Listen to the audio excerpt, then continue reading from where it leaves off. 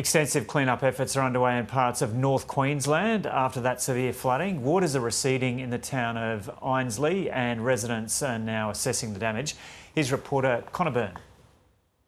Up in far north Queensland, we're used to heavy rains at this time of year, but sometimes the rains do catch people out by surprise. Last night, about 20 people were airlifted from a station, Strathmore Station, in just maybe 60 kilometres from Georgetown along the Gilbert River.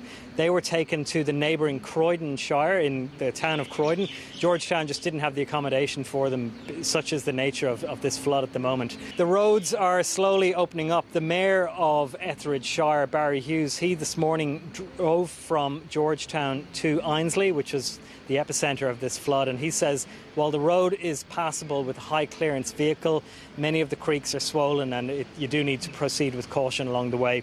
He described the damage in Ainsley from what he saw as colossal extensive damage, and he's in Ainsley at the moment with Queensland Police Force, with Rural Fire Service, Council authorities, and they're assessing the damage.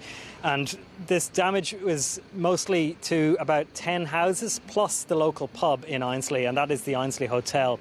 The Savannah Lander is a local train. It's a local tourist train with international repute, which leaves from Mariba and drives down to Forsyth, which is a town in the Gulf country. This is a main driver for the economy down in this part of the world. This tourist train leaves once a week from Mariba, drives down to Forsyth and then comes back. The train would have to go across this wooden trestle bridge into Ainsley, but as the floodwaters receded, it very quickly became clear that there was damage to this bridge. The rail line was buckled and it will have to be inspected. But for now, the Bureau of Meteorology is warning of a flood watch still in place for all the saturated catchments across far north Queensland, the Cape York Peninsula and the Gulf of Carpentaria area.